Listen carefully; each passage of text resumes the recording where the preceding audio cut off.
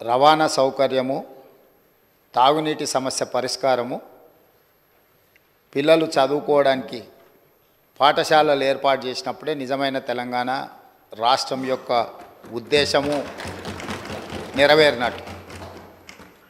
ఈ మధ్యకాలంలో నేను చాలా విషయాలు నా నియోజకవర్గంలో కూడా తమరికి తెలుసు, తమరి పక్కనే ఉంటుంది బొమ్మరాజపేట మండలం. దాదాపుగా 72 తండాలు ఉన్నాయి ఒక మండలంలో.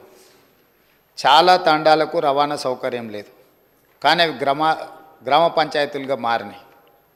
ఆ ఊర్లో పాఠశాల లేకపోయినా, ఆ ఊరికి రోడ్డు లేకపోయినా, కొన్ని తండాలలో కరెంటు లేకపోయినా మనం వాటిని గ్రామ పంచాయతీలుగా వాటికి హోదా ఇచ్చినాం.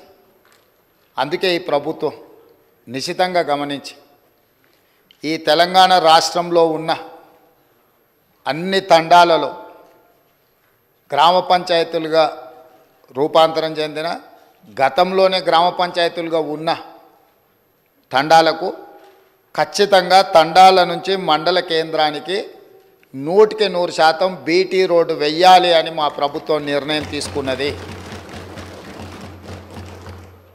అదేవిధంగా అన్ని తండాలకు తాగునీటి సౌకర్యము, విద్యుత్తు సౌకర్యము. పాపం మంత్రి గారు, మాజీ మంత్రి గారు గతంలో వాళ్ళ నాయకుడు చెప్పిన అబద్ధాలనే ఇంకా బతుకుతున్నట్టున్నాడు. కావాలంటే వారిని తీసుకెళ్తాము.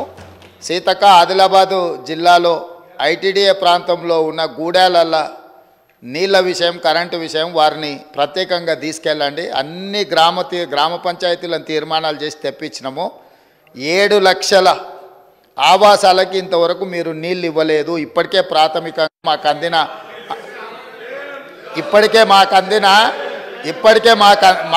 అందిన సమాచారము.